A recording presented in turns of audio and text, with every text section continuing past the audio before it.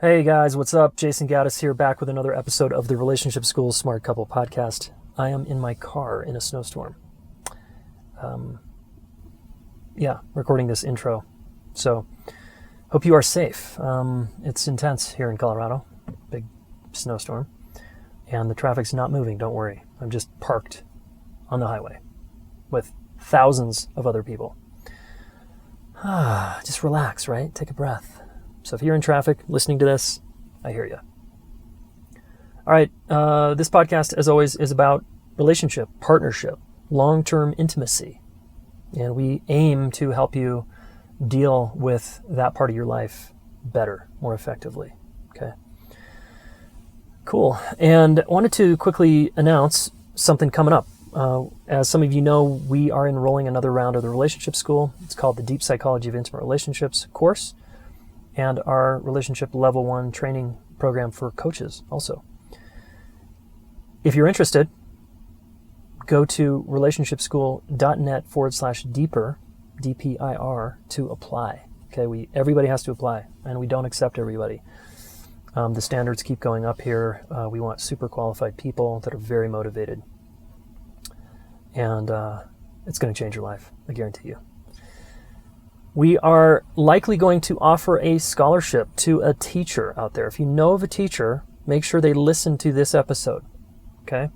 We don't have the exact details ironed out yet, but we want to offer at least one teacher a scholarship to come to our 9-month training.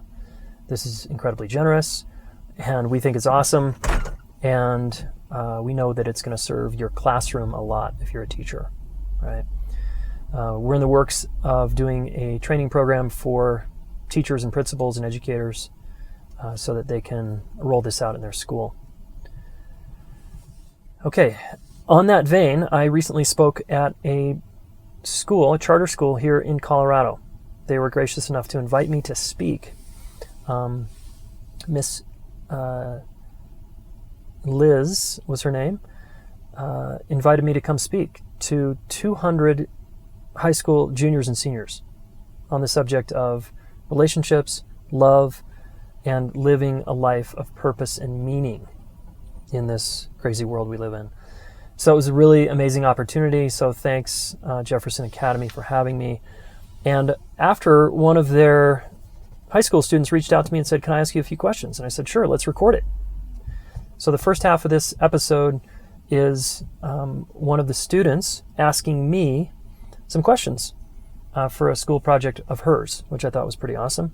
And then we just flipped the tables, and then I asked her some questions about teens and relationship and conflict and issues around relationship and love and friendship, and tried to get her world about what at least one teenage girl is struggling with and is challenged by, some of the obstacles for the relationship school if we're going to help young people. So this was a very informative conversation. I just wanted to share it with you all because I thought it was fun and useful. Certainly useful for us as we try to reach young people with our offerings. So anyway, enjoy. I hope this is fun for you. And again, if you're a teacher, send us an email. We don't have the details ironed out yet for the scholarship program, but coming up, okay? Thanks so much, everybody, and enjoy this episode. Welcome, Evalyn. Hi. Hi. So, Evalyn, will you tell the listeners what has you here and what we're going to talk about today? Okay. Well, a few days ago, I had the pleasure of sitting in the audience while you spoke at my high school, Jefferson Academy, and I'm currently doing a passion project for my junior year English class about communication, and I just wanted to ask you a few questions. Awesome. Yeah, I love that you're so into communication. So let's do it. Let's start with your questions, then I've got a few for you. Okay.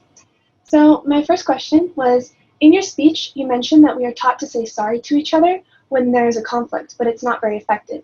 How do you think students should be taught to deal with disagreements?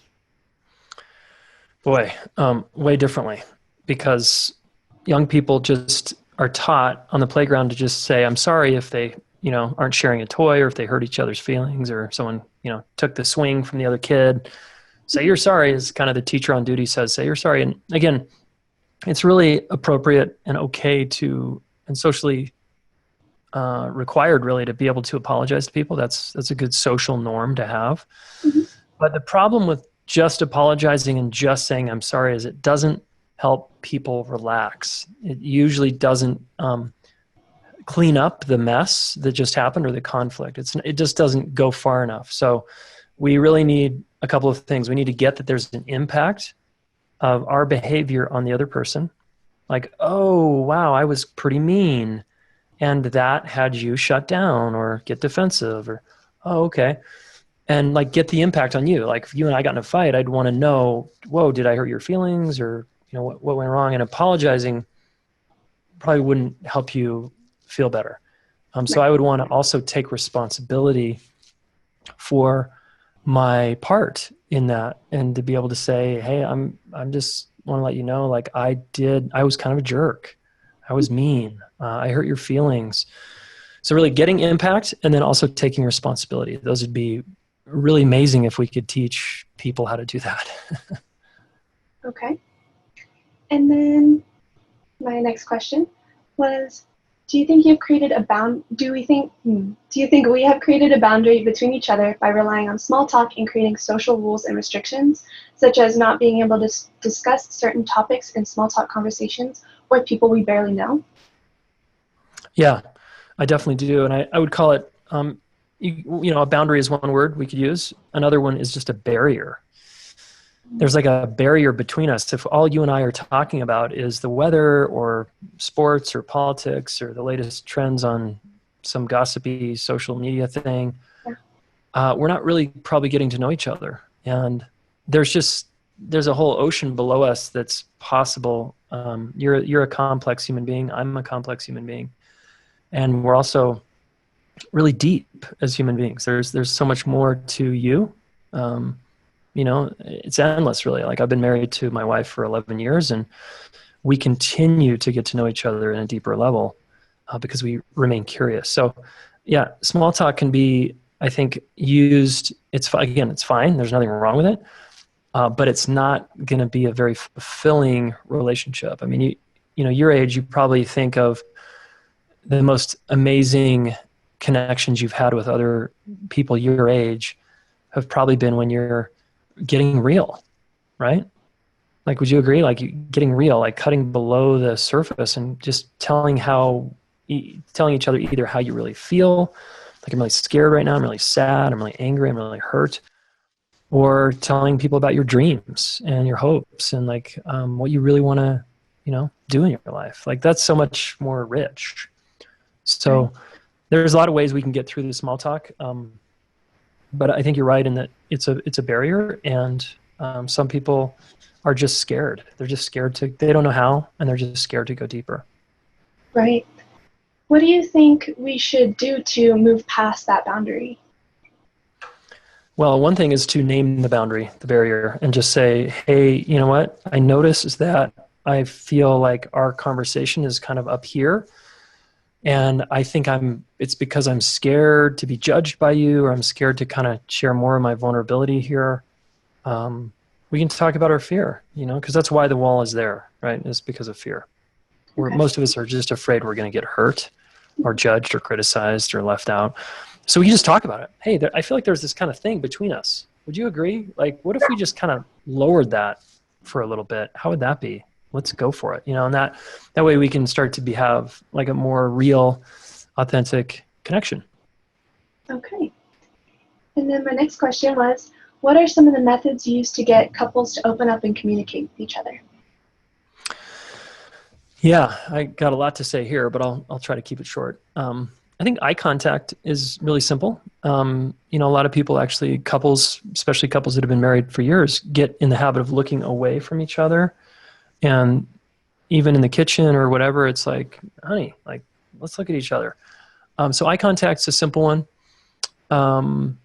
Slowing down and really listening to each other in the kind of busyness and craziness of life. If we can slow down and, again, look in each other's eyes and really get present and hear what the other person's saying.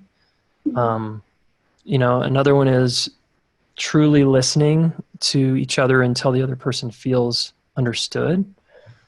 Another one is if we have if couples have been together for a lot of years, people that don't do a lot of personal growth work on themselves tend to have a lot of buried resentments and hidden, hurts and things that happened 10 years ago or 2 years ago that they never knew how to work through. So they just kind of put it over there, like over in the basement or in the garage, but it doesn't go anywhere.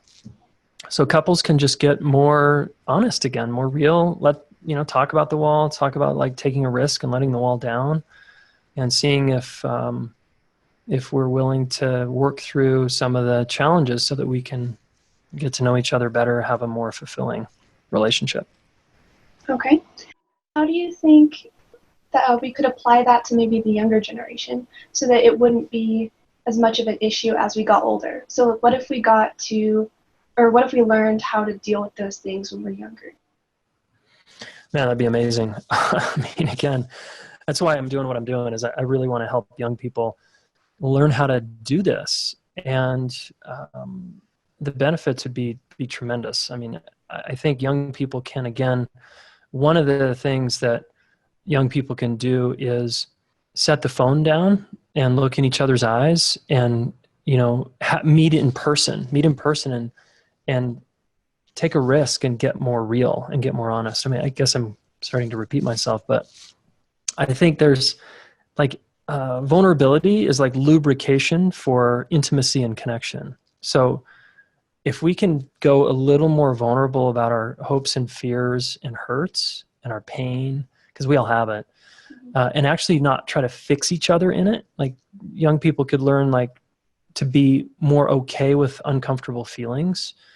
That would go a long way, because then if you were sad right now, let's say you were like just crushed because you got your heart broken or you got kicked out of a class for some reason and you felt like someone hurt your feelings. And if I just came in and I said, oh, no, you're fine. Like, hey, it's okay. Right? What would that do for you? Right. It'd probably shut you down, right? Mm-hmm. I'm not giving you the space to feel your feelings. So instead of doing that, I want to be like, oh, wow, what happened? That's such a bummer. Oh, so you're sad because that thing happened? Oh, that makes sense. And so I can validate your feelings, and then you can feel really seen in your pain. And then we don't have to hang on to our pain because we were seen in it. And it's like, it can move through us. So, one of my goals is to teach young people how to be more vulnerable and how to listen to each other and take it to the next step of more realness. Mm-hmm. Okay. And so my next question was, you mentioned also in your speech that human beings tend to be very social, or humans are social beings. So if this is true, why are so many people afraid to communicate and create bonds? Why do people struggle so much with that? Yeah, it's an important question. A couple reasons. My theory here is they're scared and they've been hurt. And they got some modeling that from the big people, whether it was parents or coaches or mentors or teachers, they got modeling. Young people are watching, especially young children, like toddlers and kids under 10 are watching the big people all the time. And they're getting a download every day about how to do relationship, right? So if I see my parents fighting a lot, that's my download about how to work things out. If I see them distancing a lot and never talking to each other and going silent and shutting down all the time, I see that. Mm-hmm. And so that's what I know. And so that's what I do. Okay. Right. And we're social beings because we're mammals. And this is the part of us that we don't like to be alone. We don't like to live alone. We don't like to be alone very long. We're social creatures. And so some of us would rather be alone or be connected to people like in proximity, mm-hmm. but not feel known, not feel really seen for who we are, because it's more painful to be over there completely alone than to at least have, at least some people in my life like that I'm around. I talked about that core human split we talked about in the talk, right? Mm-hmm. That people would rather trade their expression to keep connection. Young people are doing this all the time. So, and I'm here to assert that, no, you can actually be yourself and get the kind of relationships you want. Mm-hmm. And that leads me into my next question. The main focus of your speech, like you said, was to follow your true self and who you are. You said that you didn't really figure that out until you were 29 years old. Do you think there's a way to achieve this and accept yourself sooner? Yeah, I do. I love this question because it's like, you're probably like, what? I don't want to wait till I'm 29. It's like forever. No, thanks. Again, you got to continue to evaluate if you're being true to yourself. Like let me ask you a question back. Like, how would you know if you're being true to yourself? What are some of the signs that you know that like, oh, this is me being me? I don't know. I would probably say that I'd be really happy with everything that I do, and I'm self-motivated instead of having outside sources kind of control where I go. Yeah, exactly. I like that. Yeah, you would be more okay with yourself from the inside, right? Mm-hmm. And less persuaded and moved around, jostled around by other people's opinions and of what you should do and who you should be. And, it's like when we want to fit in, we're vulnerable. When we want to be liked by the opposite sex, or if we're gay, the same sex, or if we want to be liked by the social group and not get, ousted and have no friends, we will modify ourselves to fit in. Right. And then over time, that doesn't feel very good.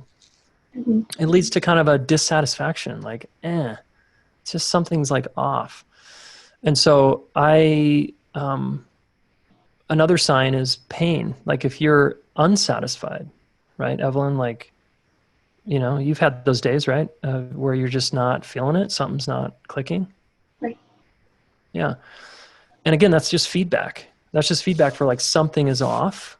And then the seduction is like, I'll just go into a social situation so I can kind of distract myself from that pain. But like I said in the talk, pain is an ally. It's information. It's feedback really to tell you you're off your path or you're out of center or someone hurt you. And now it's time to like deal with that. And so I just really encourage young people to not run away from their pain and keep listening to that, because that's good practice in accepting myself as I am. I'm in pain. If I run away from it, I'm not accepting myself. Right? The truth of who I am in that moment. I'm like, ooh, I don't want to be in that pain. I got to get away from it and go over here with the crowd. Again, I'm just denying what's true in me. And so I just want to encourage kids to learn how to be with your pain and your uncomfortable feelings. It's really okay. And that's why good friends or good mentors are awesome, because they can handle you when you're in pain. Mm-hmm. Adults who are uncomfortable with their own pain are going to be uncomfortable if you're in pain. And they're going to try to fix you, change you, hurry up and like get you out of there because they're uncomfortable. So we got to develop this capacity to be okay with pain and discomfort. Okay. Thank you. Hey folks, here's a quick interruption from the Relationship School. Check it out. We are enrolling for Deep Psychology of Intimate Relationships, our 9-month signature course. Are you coming? Check out what happened with Kareen. At the end of 9 months, it was just like, yes, like I fucking grew. That was like the most amount of growth that I've ever done in 9 months, like in that span of time. And I found that what this course really had that was like, this is actually what I'm investing in, is like the integration. Everything that was in place to allow for the integration of the tools and the knowledge to happen. But that's really what I'm paying for. I don't want to just put my money into something else because I'm desperate and wanting just something to fix my problems. It was like, okay, I know that I need the integration to actually get anywhere, so let's put my money into the places that offer that. And for anything in life at all, whether you're trying to get better at sports or your job or relationships, it just makes the most logical sense to be immersed in a place where you're doing it, failing, getting the feedback, getting to do it again, getting the feedback, getting the practice, getting the feedback. It's just like, that's how we get better at things in life, and that's how it works here. Boom. How about that? Integration, folks. You're investing in integration, which means it's going to stick. It's not a Band-Aid. It's not a quick fix. Come join us, relationshipschool.net/DPIR to apply. and interview with us. Okay? All right, back to me and Evalyn here. Okay, let's flip the tables here. All right. All right. Okay, so how old are you again? You're like 17 and you're a junior? I'm 16. 16? Okay, cool. So I'm just curious, Evalyn, at 16, what are some of the challenges that you think 16-year-olds are facing in their relationship life today? In the relationship life, I would say that everything is really focused online. A lot of times we don't really communicate with each other face to face. Everything is done through emails, text messages, and sometimes it gets very impersonal and everything is just so surface level that we don't ever actually get to know each other. Yeah, and how severe or bad or kind of problematic is this? Like, is this a huge problem, or is this just kind of like not that big of a deal, and you're just sensitive and you notice that? I think that it can be a big deal if you know someone in elementary school, when you don't have all of those technology influences, then you can learn how to branch out and communicate. But once you get into high school and you're introduced to new people, it can become a real issue, because then as you're trying to find yourself, you can't really communicate with others and you don't really know which way to go.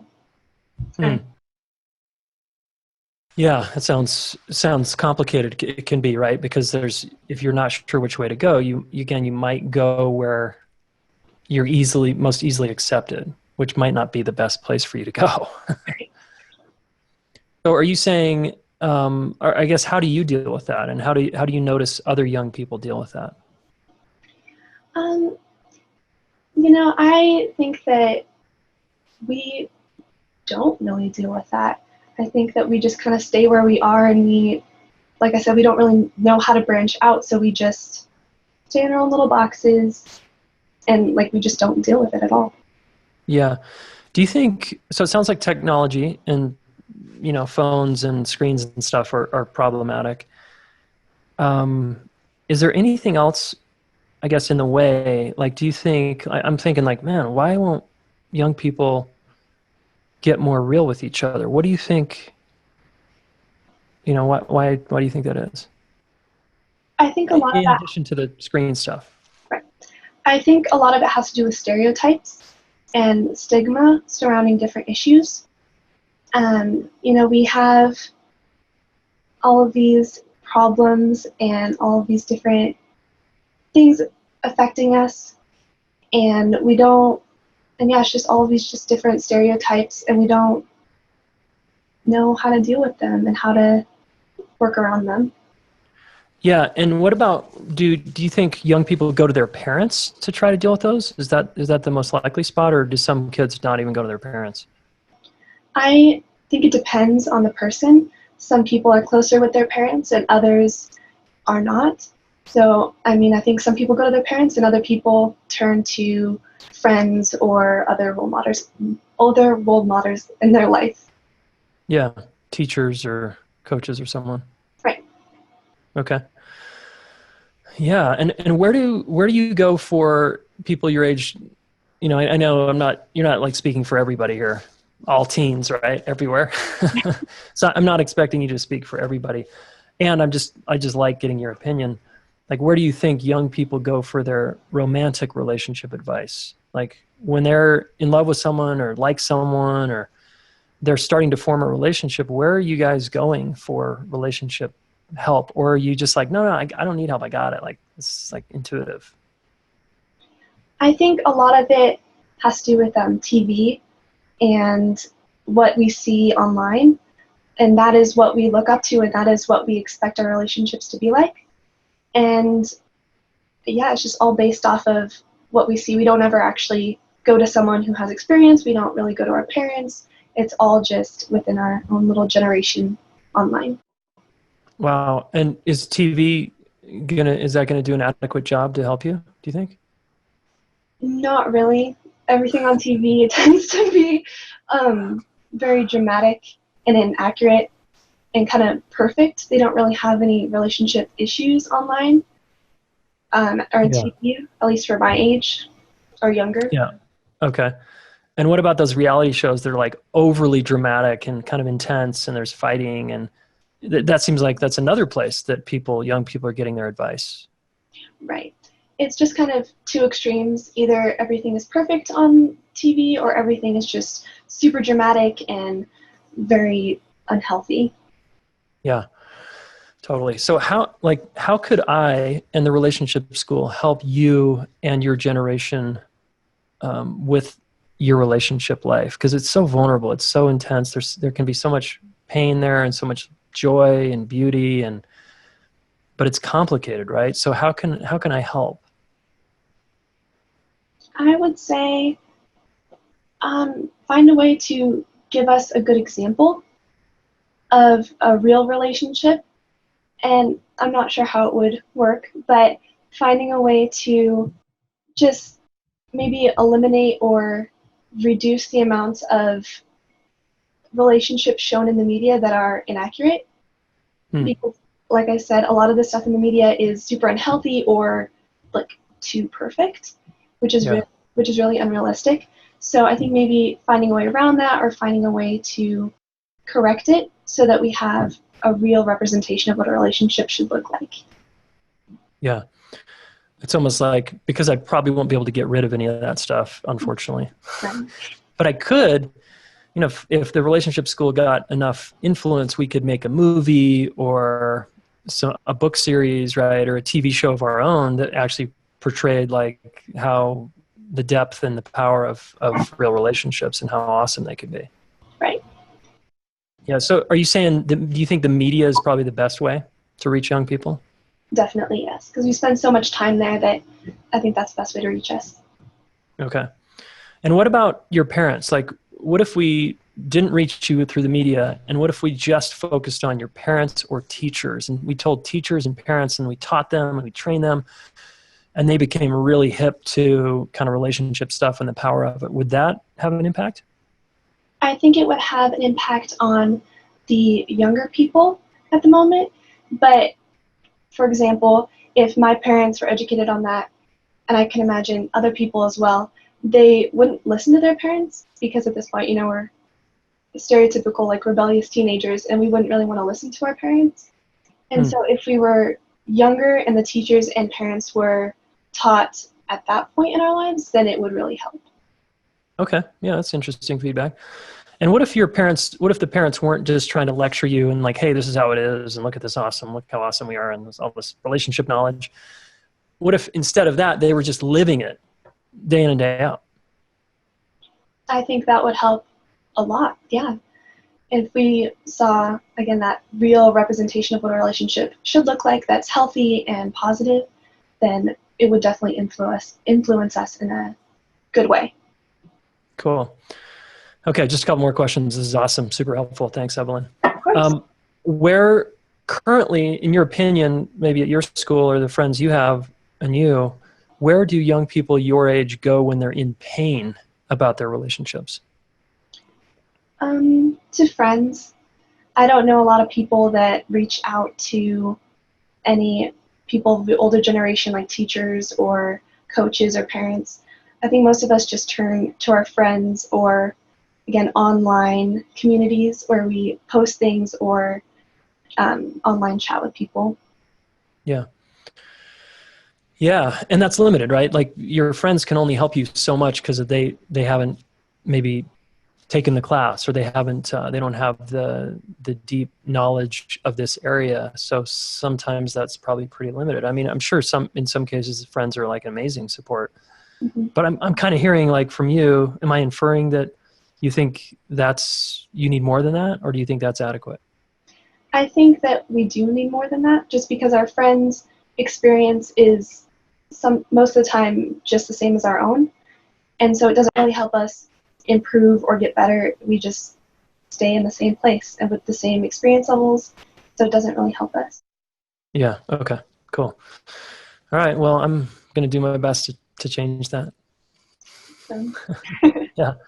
If there was a relationship class at your school and it was called relationships or love and relationships or healthy relationship dynamics or, whatever, psychology of relationships, Do you think students would be interested in that? And should that be an elective class, or should that just be part of the curriculum?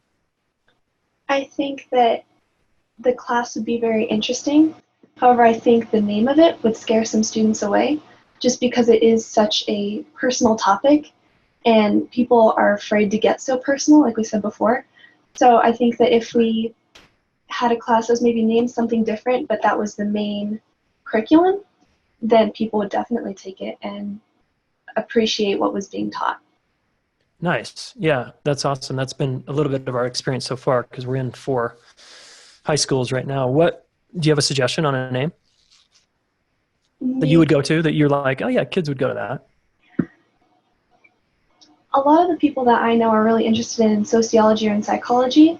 So maybe if you had like a teenage psychology class, like if you named it something with psychology, then people would be more attracted to it. Totally. We're on that. That's great. That's great. That fits the feedback other students your age have given us. So cool. Okay. Thanks, Evalyn. I really appreciate you reaching out. It was so sweet to have you reach out to me and ask me more questions. I was honored to try to help here. And also it was cool that you let me ask you a bunch of questions. Yeah. Thank you so much for giving me this opportunity. Yeah, you got it. Okay, there you have it, Evalyn. Thank you, Evalyn, so much for being on our podcast and helping young people, just sharing your experience. It's going to help us a lot. And I hope my answers for you were useful. Okay, action step. Everybody listening knows at least one young person in your life, right? You know someone that's young. And your action step is not to go give them advice, all right? Teens have grown-ups putting their trips on them and laying advice on them all the time. So this is less about advice, but I want you to think of a young person in your life. It could be your own child. It could be a cousin, a friend, a niece or a nephew, some young person in your life. And I want you to ask yourself an honest question. Picture their face right now, who they are, what they're struggling with, who they're becoming, what they're good at, that kind of thing. Just picture their face. And then picture yourself standing in front of them looking right into your eyes. And you know how teens can kind of see through your bullshit? So ask yourself, as you look into their eyes, the question, am I a good example of relationship mastery or relationship skills or relationship education and understanding to them? Am I a good living example of how to do relationship? Look in their eyes and see if you can answer that question honestly. If the answer is no, then it's time you buckle down and learn so that you can be an example to future generations, because you're setting an example whether you want to or not by how you live your life and how you do relationships, how you do conflict, how you shut down, how you blame, how you point the finger at yourself in shame, or you point the finger at other people. So what kind of example do you want to be to young people? That's your action step. I want you to reflect on that. Journal it if you want. Share it with one friend. Share it in the Smart Couple Facebook group. Okay? By the way, I want to encourage you to join that Facebook group. Just in your Facebook search bar, just type in Monogamy Smart Couple and you'll find us. All right? Great. Oh yeah. Cool. I hope this was a helpful episode. It's interesting and it's moving our mission forward. Thanks again, Evalyn. Thanks to Jefferson Academy. And I look forward to more of this.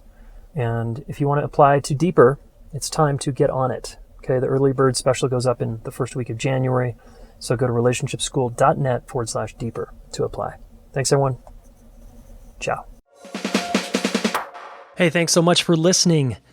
Relationship School fans and Smart Couple listeners, please subscribe to this YouTube channel, all right? Do us a favor, subscribe, share one of these videos with a friend, all right? We want to help the planet get their act together around relationships, and you are one of them, so thank you.